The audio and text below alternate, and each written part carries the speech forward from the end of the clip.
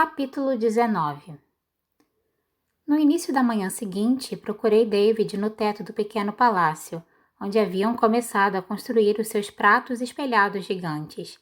Ele tinha montado um espaço de trabalho improvisado à sombra de um dos domos, e já estava coberto de pedaços de detrito brilhante e desenhos descartados. A mais simples brisa fazia suas bordas mexerem. Reconheci a letra de Nikolai em uma das margens. "Como está indo?" perguntei. "Melhor", disse ele, estudando a superfície lisa do prato mais próximo. "Acredito que tenha acertado na curvatura. Logo devemos estar prontos para um teste." "Quando?" Ainda estávamos recebendo relatórios conflitantes sobre a localização do Darkling, mas se ele não havia terminado de criar seu exército, isso não demoraria muito. "Umas 2 semanas", falou David. "Tanto tempo?" "O trabalho pode ser feito rápido ou feito do modo correto", ele resmungou. "David, eu preciso saber. Eu contei a você tudo o que sei sobre Morozova." "Não é sobre ele", eu disse. "Não exatamente. Se eu quisesse remover o colar, como eu faria isso?" "Você não pode." "Não agora, mas depois que nós..." "Não", falou David, sem olhar para mim. "Ele não é como os outros amplificadores. Não pode ser simplesmente retirado. Você teria de quebrá-lo, violar sua estrutura. Os resultados seriam catastróficos." "O que você chama de catastróficos?" "Não sei ao certo", disse ele, "mas tenho razoável certeza de que faria a dobra parecer um corte de papel." "Ah", falei suavemente, "então seria o mesmo com a pulseira. O que quer que estivesse acontecendo comigo era irreversível. Eu tinha mantido esperanças de que as visões fossem resultado da mordida do Nitchevoia, de que os efeitos de algum modo sumiriam conforme a ferida fosse lentamente curada. Mas isso não parecia estar acontecendo. E mesmo se acontecesse, eu sempre estaria ligada ao Darkling por meio do colar. Mais uma vez, me perguntei por que ele não tinha escolhido tentar matar o açoite do mar ele mesmo e nos prender de um modo ainda mais próximo. David pegou um frasco de tinta e começou a girá-lo entre os dedos. Ele parecia infeliz. Mais que infeliz, eu pensei. Culpado. Ele tinha forjado essa conexão, colocado a corrente em volta do meu pescoço por toda a eternidade. Gentilmente peguei o frasco de tinta de suas mãos. "Se você não tivesse feito, Darkling teria achado outra pessoa." Ele se contorceu, um movimento entre um assentir com a cabeça e um dar de ombros. Coloquei a tinta na ponta mais distante da mesa onde seus dedos nervosos não alcançariam, e me virei para ir embora. "Alina?" Parei e olhei para ele. Suas bochechas estavam acesas. A brisa morna levantava as pontas de seu cabelo desgrenhado. Pelo menos aquele corte de cabelo horrível estava indo embora conforme o cabelo crescia. Eu ouvi dizer que Jenia estava na embarcação, com o Darkling. Senti uma pontada de aflição por Jenia. Então, David não tinha ficado completamente alheio ao que aconteceu. "Sim", eu disse. "Ela está bem?" ele perguntou com esperança. "Eu não sei", admiti.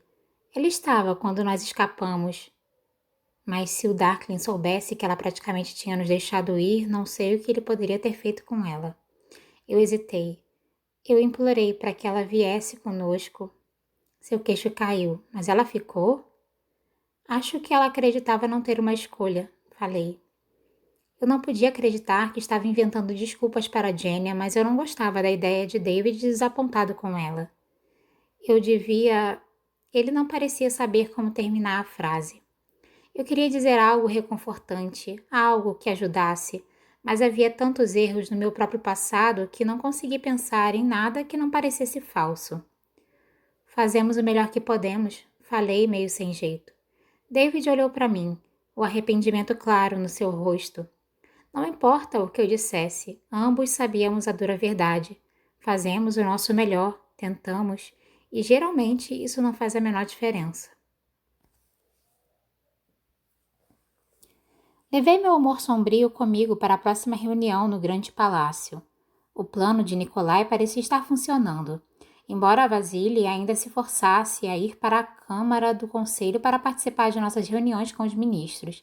Ele chegava cada vez mais tarde e, ocasionalmente, eu o peguei cochilando. De vez em quando ele não apareceu. Da vez em que ele não apareceu, Nicolai o arrastou da cama, insistindo alegremente para que ele se vestisse, que nós simplesmente não poderíamos prosseguir sem ele. Vasily, claramente de ressaca, aguentou metade da reunião, balançando na cabeceira da mesa, até que correu para o corredor para vomitar de maneira barulhenta em um vaso laqueado. Hoje, até eu estava tendo dificuldade de conseguir ficar acordada. A brisa tinha desaparecido e, apesar das janelas abertas, a Câmara do Conselho lotada estava insuportavelmente abafada. A reunião se arrastou até que um dos generais anunciou os números em declínio das tropas do primeiro exército. As tropas estavam perdendo homens por causa de morte, deserções e anos de guerra brutal, e considerando que Ravka estava prestes a lutar em pelo menos mais uma frente, a situação era medonha. Vasily fez um aceno indolente e disse: "Por que toda essa preocupação? Basta baixar a idade mínima de alistamento obrigatório." Eu me endireitei na cadeira. "Para qual idade?" perguntei. 14? 15? Sugeriu Vasily. "Qual é a idade agora?" Pensei em todos os vilarejos pelos quais eu e Nicolai havíamos passado, os cemitérios que se estendiam por quilômetros. "Por que não simplesmente baixar para 12? Rebati. "Nunca se é jovem demais para servir o seu país", declarou Vasily. Não sei se foi exaustão ou raiva, mas as palavras saíram da minha boca antes de eu pensar direito nelas. "Nesse caso, por que parar em 12? Ouvi dizer que bebês são ótimos para a bucha de canhão." Os conselheiros do rei murmuraram em desaprovação. Por baixo da mesa, Nicolai esticou-se e deu um apertão de aviso na minha mão. "Irmão, alistá-los mais jovens não os impedirá de desertar", ele falou para Vasily. "Então acharemos alguns desertores e faremos deles um exemplo." Nicolai levantou uma sobrancelha. "Tem certeza de que morte por esquadrão de fuzilamento é mais apavorante do que a possibilidade de ser despedaçado por um Nitivoia?" "Se é que eles existem", Vasily zombou. Eu não conseguia acreditar no que estava ouvindo, mas Nicolai simplesmente sorriu de um jeito amável. "Eu os vi com os meus próprios olhos a bordo do Volkvone. Tenho certeza de que você não está me chamando de mentiroso." "É claro que você não está sugerindo que traição seja preferível a servir honestamente no exército do rei. Estou sugerindo que talvez essas pessoas gostem tanto da vida quanto você. Elas estão mal equipadas, com poucos suprimentos e pouca esperança. Se tivesse lido os relatórios, saberia que os oficiais estão tendo dificuldade de manter as tropas em ordem." "Então eles precisam instituir punições mais severas", disse Vasily. "É isso que os camponeses entendem." Eu já tinha socado um príncipe, por que não mais um? Eu estava na metade do caminho de me levantar da cadeira quando Nicolai me puxou para baixo novamente. "Eles entendem barrigas cheias e ordens claras", disse ele. "Se você me deixasse pôr em prática as mudanças que sugeri e abrisse os cofres para..." "Você não pode sempre fazer as coisas do seu jeito, irmãozinho." A tensão percorria a sala. "O mundo está mudando", disse Nicolai, um tom rígido emergindo em sua voz.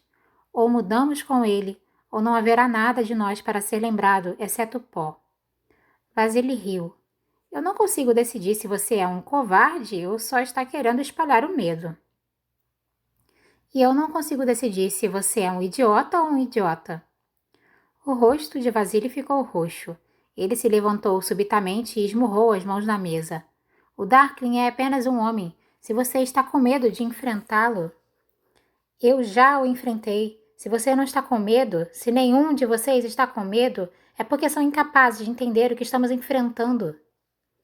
Alguns dos generais assentiram com a cabeça, mas os conselheiros do rei, nobre de os alta e burocratas, pareciam céticos e taciturnos.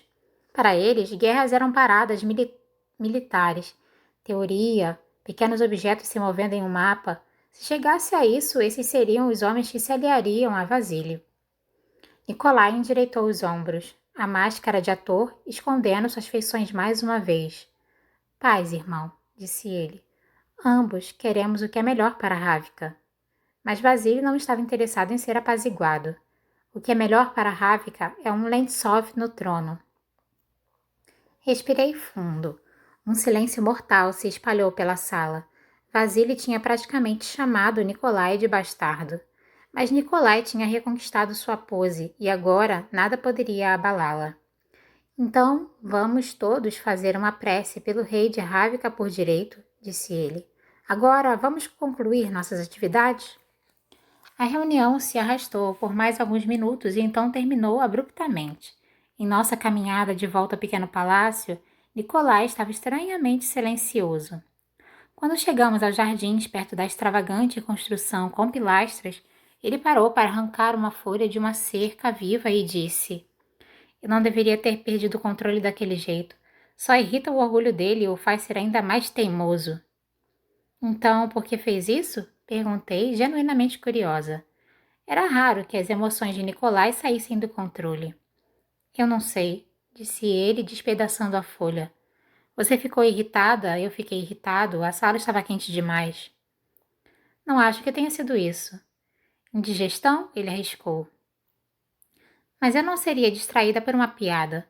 Apesar das objeções de Vasily e da relutância do conselho em fazer praticamente qualquer coisa, por alguma combinação mágica de paciência e pressão, Nikolai conseguira colocar em prática alguns dos seus planos. Tinha conseguido fazer com que aprovassem alívio para os refugiados que vinham das margens da Dobra e encomendado tecido básico, material que para equipar regimentos importantes do primeiro exército. Tinha até conseguido convencê-los a alocar alguns fundos para um plano de modernizar equipamentos agrícolas, para que os camponeses conseguissem ir além da mera subsistência. Pequenas coisas, mas melhorias que poderiam fazer muita diferença com o tempo. Aquilo aconteceu porque você realmente se importa com o que acontece ao país, falei. O trono é apenas um prêmio para Vasily, algo pelo qual ele quer brigar como se fosse um brinquedo favorito. Você não é assim, você será um bom rei. Nikolai congelou. Pela primeira vez, as palavras pareciam ter o abandonado. Então, um sorriso envergonhado e torto se formou em seu rosto. Era algo bem distante do seu sorriso convencido usual. Obrigado, disse ele. Suspirei enquanto retomávamos nosso ritmo. Você vai ser insuportável agora, não vai? Nikolai riu. Eu já sou insuportável. Os dias ficaram mais longos, o sol permaneceu logo abaixo do horizonte e o festival de Belianok começou em Usalta. Mesmo à noite, o céu nunca estava realmente escuro e, apesar do medo da guerra e da ameaça iminente da dobra, a cidade celebrava as horas intermináveis de crepúsculo. Na cidade superior, as noites seguiam repletas de óperas, bailes de máscaras e refinados balés. Do outro lado da ponte, corridas selvagens de cavalos e danças no ar livre balançavam as ruas da cidade inferior. Um fluxo interminável de barcos de passeio flutuava pelo canal, e debaixo do anoitecer brilhante, as águas lentas circundavam a capital como um bracelete de joias, aceso com lanternas penduradas em 1000 proas. O calor havia diminuído um pouco.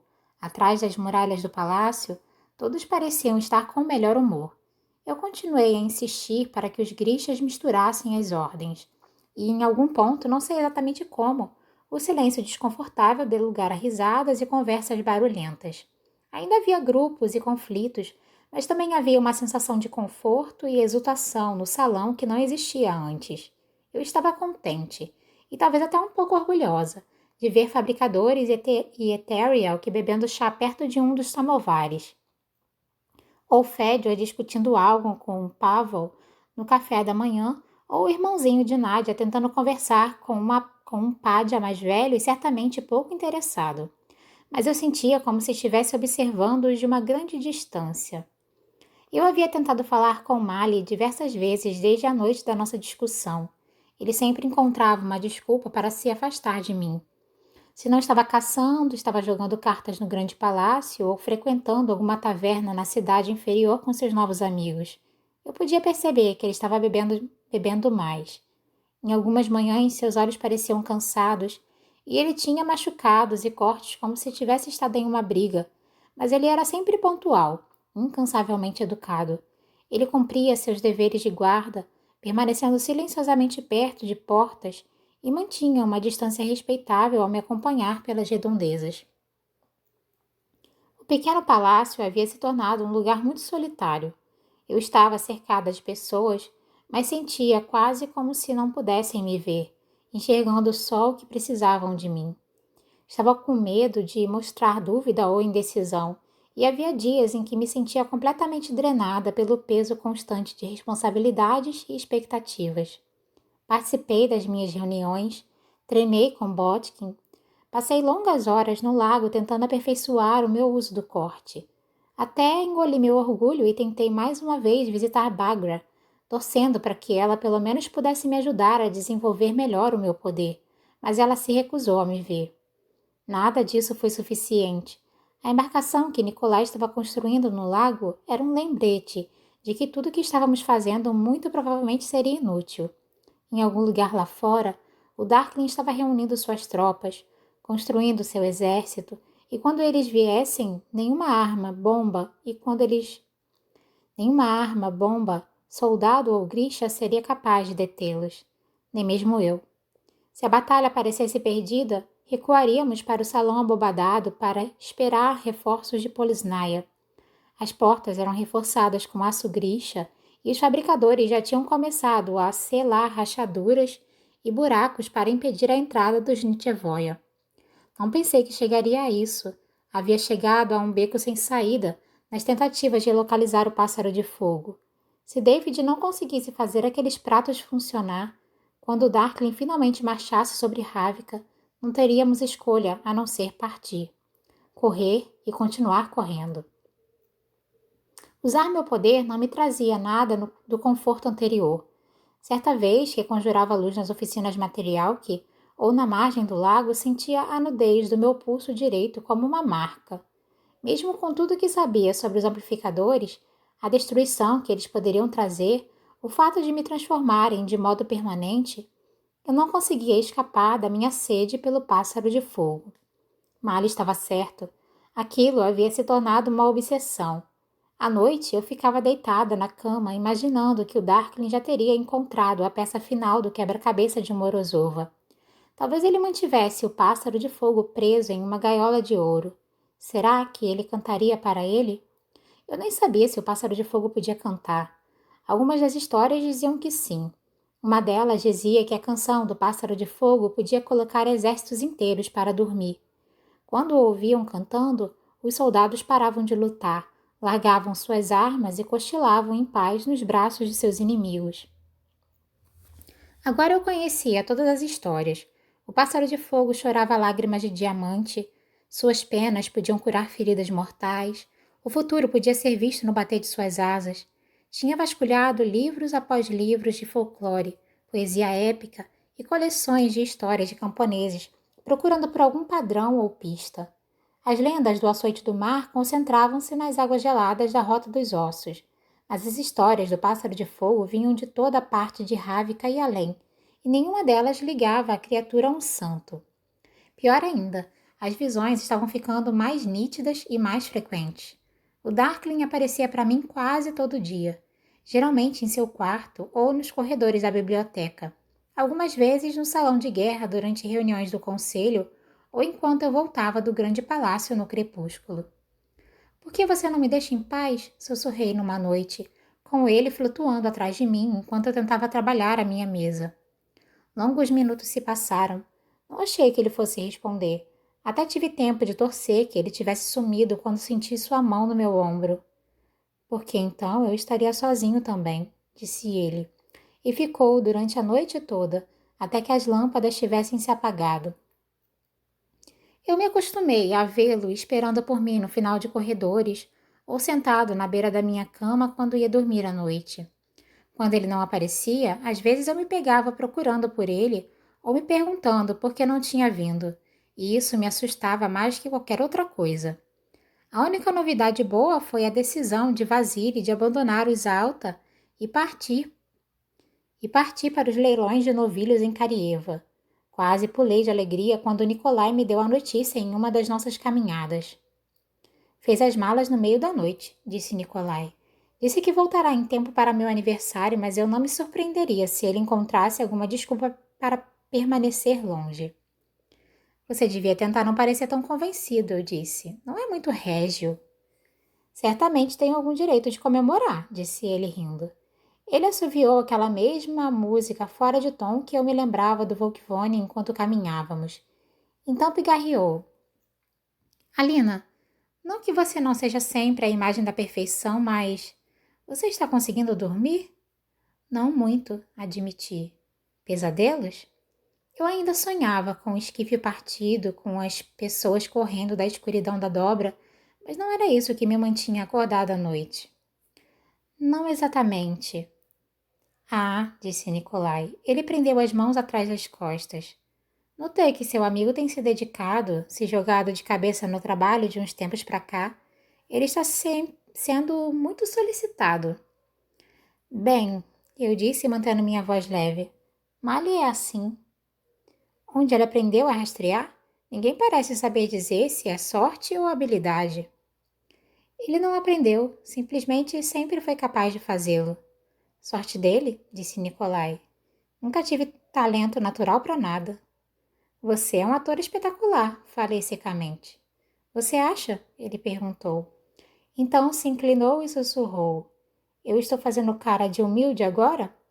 Balancei a cabeça exasperada, mas estava agradecida pelo tagarelar alegre de Nikolai e mais grata ainda quando ele deixou o assunto morrer. David precisou de quase mais 2 semanas para conseguir colocar seus pratos em operação, mas quando ele estava finalmente pronto, eu pedi que os Grishas se reunissem no teto do pequeno palácio para uma demonstração. Tolha e Tamara estavam lá, alertas como sempre, estudando a multidão. Mas Mali tinha desaparecido. Eu havia ficado acordada na noite anterior no salão compartilhado, torcendo para encontrá-lo e pedir pessoalmente a ele que fosse. Já havia passado bastante da meia-noite quando desisti e fui para a cama. Os 2 enormes pratos estavam posicionados em lados opostos do teto, em uma aba reta que se estendia entre as cúpulas das asas leste e oeste. Eles podiam ser girados por um sistema de polias e cada um era operado por um Materialnik e um Aeros, equipados com óculos para protegê-los do brilho. Vicky, Zoya e Padja foram colocados na mesma equipe e Nadia foi colocada com um Duraste no segundo prato. Bem, pensei, ansiosa, mesmo que isso seja um completo fiasco, pelo menos eles estão trabalhando juntos, nada como uma explosão de fogo para formar laços. Assumi minha posição no centro do teto, diretamente entre os pratos. Com um choque de nervosismo, vi que Nikolai convidara o capitão da guarda do palácio para observar, junto a 2 generais e diversos conselheiros do rei. Eu torcia para que eles não estivessem esperando algo muito dramático. Meu poder tendia a ser mais vistoso na escuridão total, e os dias longos de Belianok tornaram isso impossível.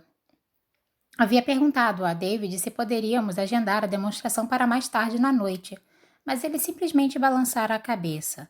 Se funcionar, será bastante dramático, e suponho que se não funcionar, será ainda mais dramático com a explosão e tudo mais. David acha que acaba de fazer uma piada. Ele franziu a testa, totalmente perplexo. David, acho que você acaba de fazer uma piada. Ele franziu a testa, totalmente perplexo. Eu fiz isso? Conforme sugerido por Nikolai, David tinha escolhido seguir o exemplo usado no Volkswagen e usar um apito para enviar um sinal para nós. Ele deu apenas um sopro agudo e a audiência recuou contra as cúpulas, dando-nos bastante espaço. Eu ergui as mãos. David assoprou o apito novamente e eu invoquei a luz. Ela entrou em mim em uma torrente dourada e explodiu nas minhas mãos em 2 feixes estáveis. Elas acertaram os pratos, refletindo neles em um brilho cegante. Era impressionante, mas nada espetacular. Em seguida, David apitou e os pratos giraram um pouco.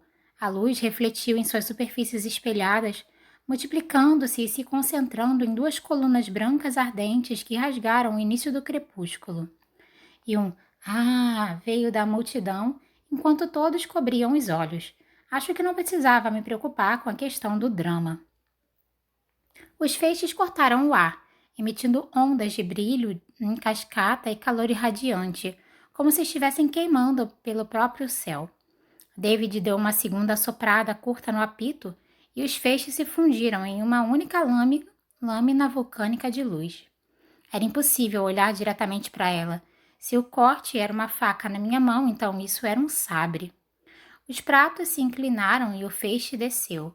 A multidão engasgou atônita quando a luz cortou pela borda do bosque lá embaixo, nivelando as copas das árvores.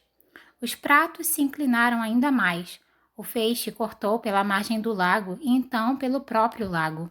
Uma onda de vapor surgiu no ar com um assobio audível, e por um momento a superfície inteira do lago parecia ferver.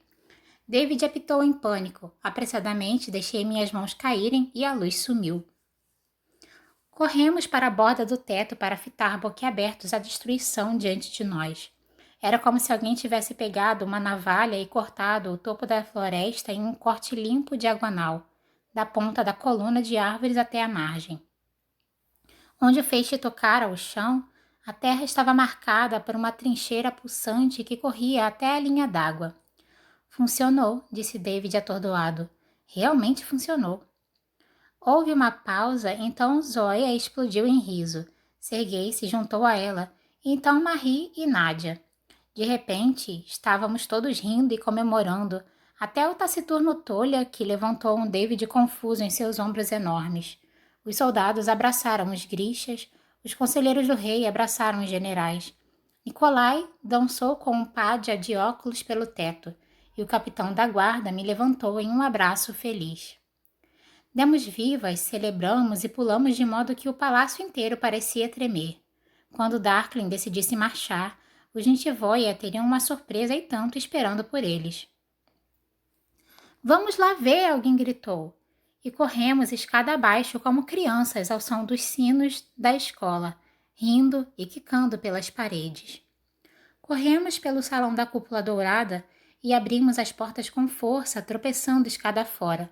Quando todos estavam correndo até o lago, eu parei de repente. Mali vinha pelo túnel arborizado. Vá na frente, falei para Nikolai. Encontro vocês depois. Mali fitava o caminho enquanto se aproximava, sem me encarar nos olhos. Quando chegou mais próximo, vi que seus olhos estavam vermelhos e ele tinha um machucado feio em sua mandíbula. O que aconteceu? Perguntei, levando uma mão em direção ao seu rosto. Ele se retraiu, olhando furtivamente para os servos, de pé nas portas do pequeno palácio. Esbarrei em garrafas de kvass, disse ele. Você precisa de alguma coisa? Você perdeu a demonstração. Eu não estava em horário de serviço. Ignorei a pontada dolorosa no peito e continuei. Nós estamos indo para o lago. Você gostaria de ir também? Por um momento ele pareceu hesitar, então balançou a cabeça. Eu só vim para pegar algum dinheiro. Tem um jogo de cartas rolando no grande palácio. A pontada de dor pulsou. Você talvez queira trocar de roupa, falei. Parece que você dormiu com elas. Fiquei arrependida no mesmo instante por ter dito aquilo, mas Mali não pareceu se importar. Talvez eu tenha mesmo, disse ele. Algo mais? Não. Mais souvenirs? Ele fez um cumprimento seco e correu escada acima, como se não pudesse esperar para ficar longe de mim. Andei vagarosamente para o lago, esperando de alguma maneira que a dor em meu coração passasse. Minha alegria em relação ao sucesso no telhado tinha se esvaído, me deixando vazia, como um poço no qual alguém poderia gritar e não ouvir nada além de ecos. Perto da margem, um grupo de grixas caminhava pelo talho na terra, citando medidas em voz alta com triunfo e júbilo crescentes. Tinha praticamente 60 centímetros de largura e a mesma profundidade. Um sulco de terra queimada que se estendia até a margem da água. No bosque havia copas de árvores caídas em uma confusão de galhos e cascas. Passei a mão sobre um desses troncos cortados. A madeira estava macia, com um corte limpo de um lado ao outro e ainda quente. 2 pequenos incêndios tinham começado, mas os hidros os apagaram rapidamente. Nikolai ordenou que comida e champanhe fossem trazidos para o lago, e passamos o resto da noite na margem. Os generais e conselheiros tinham se retirado mais cedo, mas o capitão e parte de sua guarda permaneceram. Eles tiraram suas jaquetas e seus sapatos e entraram no lago, E não precisou de muito tempo até que todos tivessem decidido que não se importavam com roupas molhadas, mergulhando na água, respingando e submergindo uns aos outros, e então organizando competições de natação até a pequena ilha. Sem nenhuma surpresa, um hidro sempre ganhava, carregado por ondas fortuitas. Nicolai e seus aéreos se ofereceram para levar as pessoas na recém-concluída embarcação que ele chamou de Martim Pescador. De início, todos ficaram cautelosos, mas depois que o primeiro grupo, corajoso, voltou batendo os braços como se fossem asas e balbuciando algo sobre realmente voar, todos quiseram a sua vez. Eu jurei que meus pés nunca deixariam o chão novamente, mas finalmente entreguei os pontos e me juntei a eles. Talvez fosse o champanhe ou o fato de que eu sabia o que esperar, mas o Martim Pescador parecia mais leve e gracioso que o beija-flor. Embora eu segurasse na cabine do piloto com ambas as mãos, senti meu ânimo retornar conforme subíamos suavemente pelo ar. Reuni coragem e olhei para baixo. A extensa área do grande palácio se esticava abaixo de nós, dividida por caminhos de cascalho branco. Eu vi o teto da estufa grixa, o círculo perfeito da fonte de águia dupla, o brilho dourado dos portões do palácio. Então estávamos sobrevoando as mansões e as avenidas compridas e retas da cidade superior. As ruas estavam cheias de pessoas comemorando o Belianok, malabaristas e pessoas de perna de pau na vista Gerkes. Dançarinos girando em um palco iluminado em um dos parques. Música subia dos barcos no canal. Eu queria ficar ali para sempre, cercada pelo vento, observando o minúsculo mundo perfeito abaixo de nós.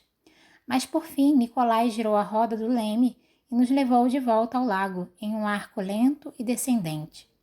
O crepúsculo atingiu um carmesim exuberante. Os infernais acenderam fogueiras ao longo da beira do lago. E em algum lugar na penumbra alguém ajustou o tom de uma balalaica. Da cidade lá embaixo ouvi o assobio e o estrondo de fogos de artifício. Nicolai e eu estávamos sentados na ponta do pier improvisado, a barra de nossas calças puxada para cima, os pés balançando na beirada. O Martim Pescador flutuava por perto, suas velas brancas recolhidas. Nicolai chutou a água com o pé, criando um pouco de respingo. Os pratos mudam tudo, disse ele. Se você puder manter os Nitivoia ocupados por tempo suficiente, teremos tempo de achar e mirar no Darkling. Eu caí para trás na doca, esticando os braços para cima e absorvendo o violeta que brotava do céu noturno. Quando virei a cabeça, conseguia apenas enxergar a forma da escola agora vazia, suas janelas escuras. Gostaria que os alunos tivessem visto o que os pratos podem fazer para dar a eles um pouco de esperança. A ideia da batalha ainda era assustadora, especialmente quando eu pensava em todas as vidas que poderiam ser perdidas. Mas pelo menos não estávamos simplesmente sentados no topo da colina esperando para morrer. Talvez realmente tenhamos uma chance de lutar, falei com admiração. Tente não explodir de alegria, mas eu tenho mais algumas boas notícias. Eu gemi, conheci aquele tom de voz. Não me diga. Vasily voltou de Karieva. Você podia ser gentil e me afogar agora?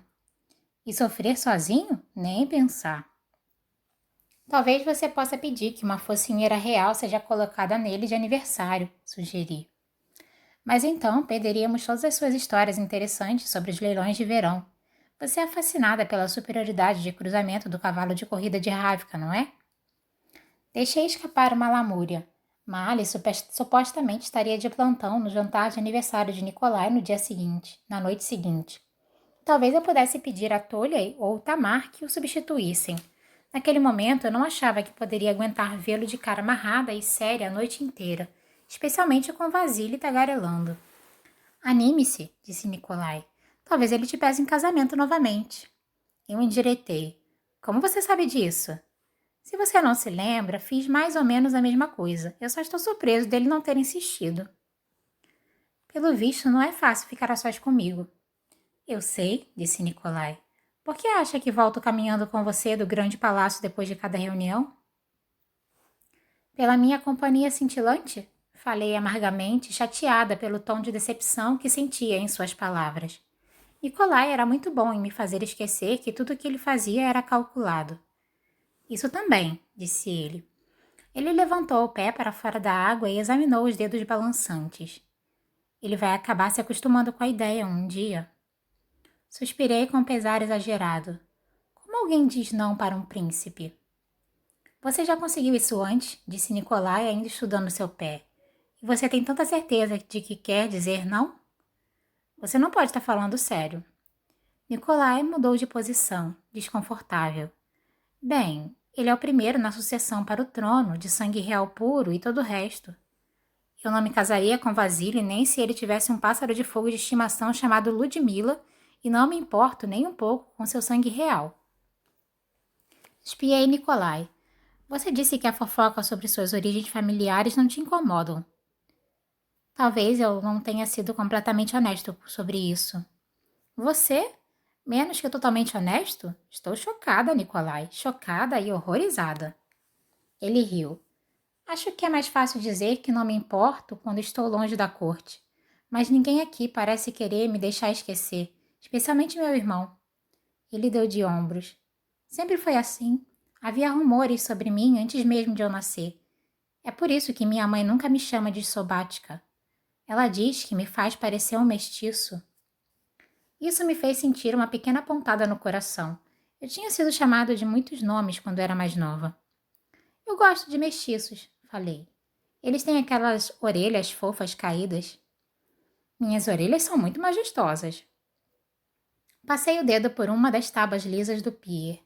Foi por isso que ficou afastado tanto tempo? Por isso se transformou no Sturmhond? Não sei se foi só um motivo. Acho que nunca senti que pertencia a esse lugar, então tentei criar um lugar do qual eu poderia fazer parte. Eu também nunca me senti como se pertencesse a algum lugar, admiti, exceto com Mali. Empurrei o pensamento para longe. Então franzi a testa. Você sabe o que odeio em você? Ele piscou surpreso. Não. Você sempre diz a coisa certa. E você odeia isso? Viu o jeito como você muda de personalidade, Nikolai? Você é sempre o que todos precisam que você seja. Talvez você nunca tenha sentido que pertencia a este lugar, ou talvez estivesse dizendo isso apenas para fazer a pobre garota órfã e solitária gostar mais de você. Então você gosta de mim? Revirei os olhos. Sim, quando eu não quero esfaqueá-lo. É um começo. Não, não é. Ele se virou para mim. Na meia-luz, seus olhos castanhos pareciam lascas de âmbar. Sou um corsário, Alina, disse ele em voz baixa. Pegarei tudo que eu conseguir. Eu estava subitamente ciente do seu ombro descansando contra o meu, da pressão da sua coxa. O ar estava quente e com um cheiro doce de verão e fumaça de madeira. Eu quero beijá-la, disse ele. Você já me beijou, respondi com um riso nervoso. Um sorriso puxou seus lábios. Eu quero beijá-la de novo, ele corrigiu. Ah, respirei. Sua boca estava a centímetros da minha. Meu coração acelerou em um galope de pânico. Esse é Nikolai, lembrei a mim mesma. Puro cálculo. Eu nem achava que ele realmente queria me beijar, mas meu orgulho ainda estava ferido pela rejeição de Mali. Ele não tinha dito que havia beijado muitas garotas? Eu quero beijá-la, disse Nikolai. Mas não farei isso. Não até que você esteja pensando em mim, em vez de tentar esquecê-lo. Eu me empurrei para trás e cambaleei até ficar de pé, sentindo-me corada e envergonhada. Alina, pelo menos agora sei que você nem sempre diz a coisa certa, murmurei. Catei meus sapatos e fugi do pier.